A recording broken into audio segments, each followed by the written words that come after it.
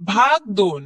घरी आलेला दौलत रागातच कपडे बदलून मळ्यात निघून गेला. आईला काळजी वाटत होती त्याची. हा अपमान त्याने मनाला लावून नको घ्यायला. राधा निराश होऊन तिचा अभ्यास करायला बसली. दौलतच्या आईने सदामामाला फोन करून पोहोचली असल्याचं कळवले. सदामामा माफी मागत हळहळत होता. आक्के, तू धीर सोडू नको. आपण अजून पोरी बघू. त्याच्यासाठी कोणीतरी असलंच की. सदामामा धीर देत म्हणाला. बरं बघू, पण आता दौलत जरा रागात आहे. आई म्हणाली. व्हईल कमी राग. सदामामाला पण वाईट वाटत होतं. थोडं वरवर बोलून फोन ठेवला. दौलतची आई तिच्या कामाला लागली. सदामामाच्या घरी शीतलने नकार दिल्यावर घरात भरपूर वाद झाला. मामा मामी दोघं तिला ओरडले. शीतल रडून झाली. मारलं तरी लग्न करणार नाही म्हणाल्यावर सगळंच खुटलं. शीतलचा मामा आणि मामी पण तिथेच होते. त्यांनाही दुसऱ्या दिवशी जायचं होतं. त्यांची मुलगी पण त्यांच्या बरोबर होती. मुलाला त्यांनी सोबत आणलं नव्हतं. त्याला जवळ असलेल्या मावशीकडे ठेवलं होतं. वय ग, आपल्या गौरीचं पण लग्नाचं वय झालंच आहे. शीतल नाही म्हणाली. त्या दौलतला आपली पोरगी द्यायची का? बोलून बघायला काय हरकत आहे. मुलगा तसा चांगला वाटला मला. आई बहीण आहे. तिघा जणांचं कुटुंब आहे. घरची परिस्थिती गाडी बघून चांगली वाटली. शीतलचा मामा म्हणजे सदाचा मेहुणा त्यांच्या बायकोसोबत बोलत होते. अहो, पण आपली गौरी नोकरी करायचं म्हणती आणि ते दौलत शिकलेले नाहीत. गौरीला पसंत येईल का? नाहीतर त्या शीतल सारखं ती पण अपमान करायची कशाला? हातानी तमाशा पाहुण्या माणसात. गौरीची आई म्हणाली. नाही नाही, आपली गौरी नाही तशी. असा तोंडावर फटकळ अपमान नाही करणार ती. आणि तिकडं गेलो तरी तिथं तो बाण्या करून देईल का नोकरी? आत्ताच कशासाठी आलो होतो? 2-3 दिवस माहित आहे ना? आतापर्यंत 2-3दा त्यानं गौरीची छेड काढली. तिला पळवून नेण्याची धमकी दिली. जर खरंच त्यानं तसं काही केलंच तर काय करणार आपण? आत्ता पण बघ, घाबरून कशी बुजली ती. बाहेर पण आली नाही 2 दिवस. अशाने कशी तिथं राहायची? इकडल्या इकडे लग्न केल्यावर कळणार पण नाही. गौरीचे बाबा काळजीने डोक लावत होते. तुम्ही म्हणताय ते बरोबर आहे. पण एकदा गौरी सोबत बोला. तिची काय इच्छा आहे विचारा. गौरीची आई म्हणाली. बोलतो उद्या. आधी गौरी सोबत. ऐकेल ती माझं. आणि नंतर दाजी सोबत पण बोलतो. गौरीचे बाबा म्हणाले. ते विचार करत होते झोपताना. इथे आले होते ते त्यांच्या अडचणीमुळेच. पण कोणाला काही बोलले नव्हते. ते राहतात त्या चाळीतल्या गाण्याने गौरीला 3-4 वेळा अडवले होते. येता जाता तिला चिडवत होता. नंतर तर पळवून घेऊन जाईल नाही म्हणाली तर अशी धमकी दिली होती. त्यामुळे गौरी घरातून बाहेर येत नव्हती. घाबरलेल्या तिला आणि तिच्या आई-बाबांना मोकळं वातावरण मिळावं म्हणून ते आत्याकडे आले होते. दुसऱ्या दिवशी शांत असलेली गौरी बाहेर बसलेली होती. ती जास्त बोलत नव्हती. धास्तावली होती आधीच. त्यात कालचा गोंधळही सगळ्यांना पुरला होता. तिचं शीतल सोबतही मोजकच बोलन झालं होतं. तिला बाहेर बसलेलं बघून तिचे बाबा तिच्या जवळ आले. ते गौरी सोबत बोलायला लागले. परत जायचं म्हणाले. तशी ती परत घाबरली. हळूहळू तिच्या बाबांनी तिच्या जवळ विषय घेतला. शिक्षण पूर्ण झालंच होतं तिचं. आता नोकरीची इच्छा होती. पण तीही पूर्ण करता येत नव्हती. बाहेर पडायला अडचण झाली होती. तिच्या बाबांनी दौलतचा विषय काढला. तिला समजावत एक जोडीदार कसा असावा हे बोलू लागले. शिकलेले नोकरी करणारे काही लोकही त्रास देतातच. तुला कसा जोडीदार पाहिजे? तुला समजून घेणारा, तुला जपणारा पाहिजे ना? असे प्रश्न विचारात तिच्याशी मोकळा बोलत होते. तीही हळूहळू उत्तर देत होती. खूप जास्त शिकलेला नवरा नसला तरी चालेल, पण समजून घेणारा, वेळ देणारा, प्रेम करणारा, माया करणारा, वाईट जगापासून वाचवणारा पाहिजे. तिचे असे उत्तर ऐकून ते समाधानी हसले. दौलत कसा आहे? बघायचा का मुलगा? तुला चालेल ना? काल तू आली नाही बाहेर, नाहीतर कालच पाहिलं असतं.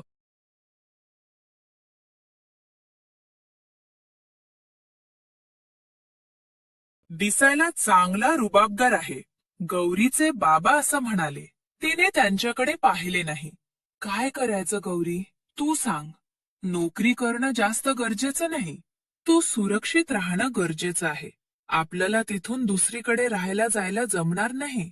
दुसरीकडे लग्नाचं जमवायचं म्हटलं तर तो टुकार पोरगा जमवून देणार नाही. देवाने चांगली संधी दिली आहे आपल्याला, बघायचं का?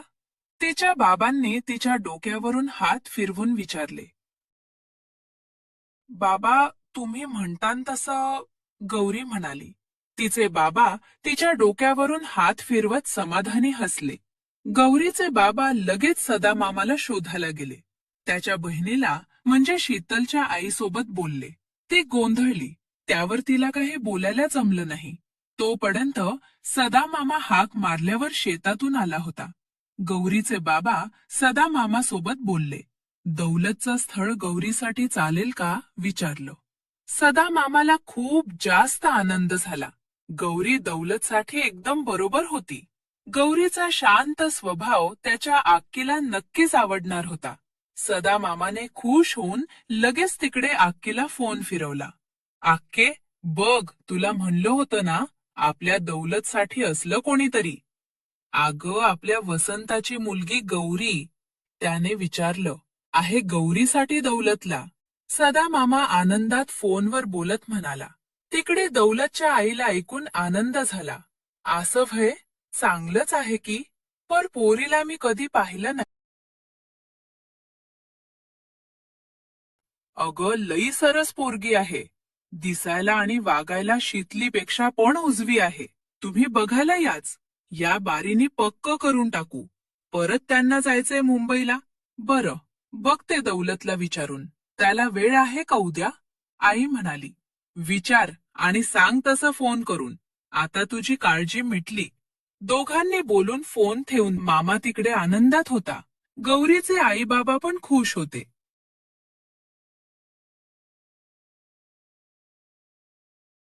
दौलतच्या आईने त्याला विचारले. आता अजिबात तिथे जाणार नाही मी. एवढा अपमान होऊनही तू हा कशाला म्हणाली? मी येणार नाही तिकडे. दौलतने रागात उसळून नकार दिला.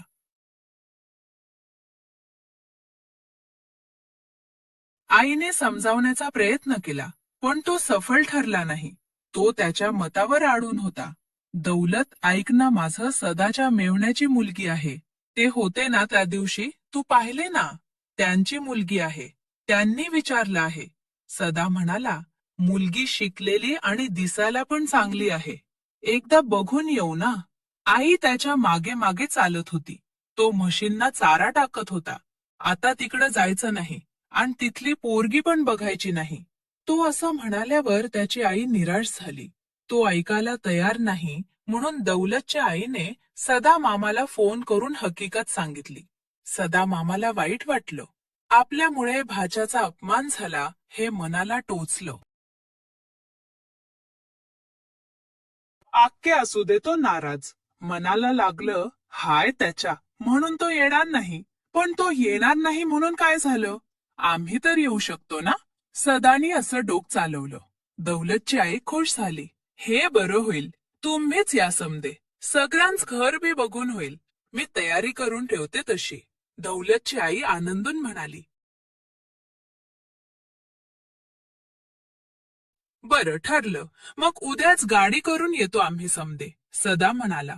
हा, पण पोरीला पण घेऊन ये. दौलतच्या आईने आवर्जून सांगितले. व्हय तर, तिलाच तर दाखवायला आणतो. सदा मोठ्याने हसत म्हणाला. खूप खुश झाला होता. त्याने घरात येऊन सगळ्यांना त्याचं झालेलं बोलन कानावर घातलं. गौरीचे बाबा म्हणजे वसंत, त्यांनाही बरं वाटलं. दौलतनी इकडं यायला नकार दिला. त्यांनी आपल्यालाच तिकडं बोलवलं आहे. सदा असं म्हणाल्यावर कोणाला काय हरकत नव्हती.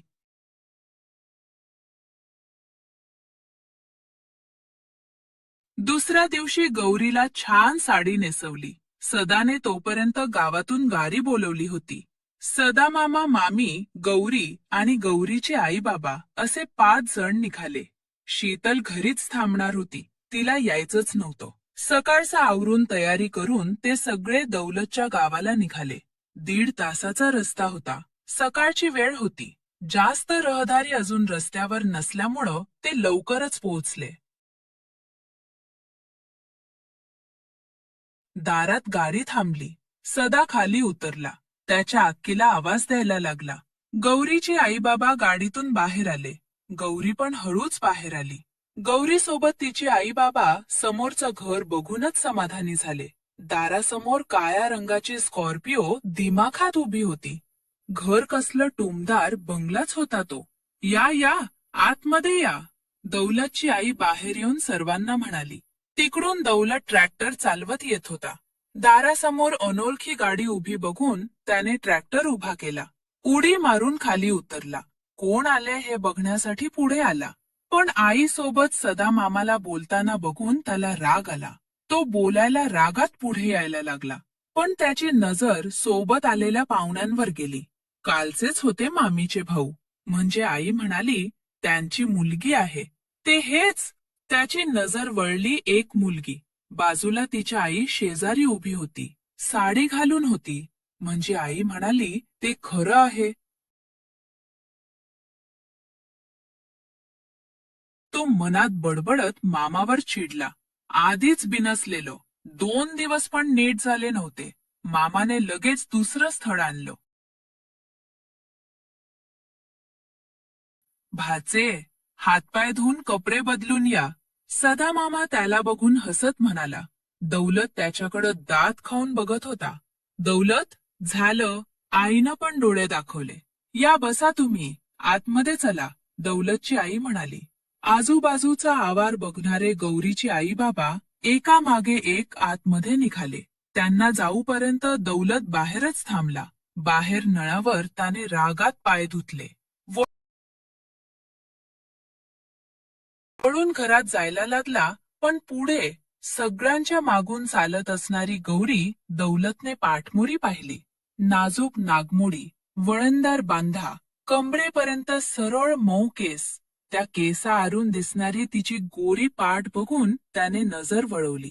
अचानक मन शांत झालं होतं त्याचं. नाहीतर आतमध्ये तो कोणाशीच नीट बोलला नव्हता. असा सील जाणार होता. पण आता वाटलं त्याला कपडे बदलायला पाहिजे.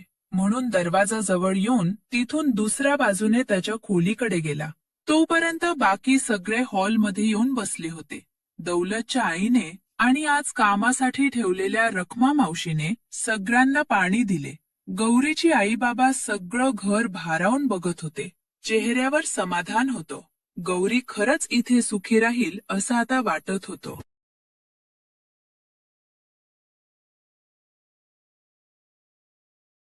कहाणी आवडली तर कमेंट, लाईक, शेअर आणि सबस्क्राईब करा प्लीज. धन्यवाद.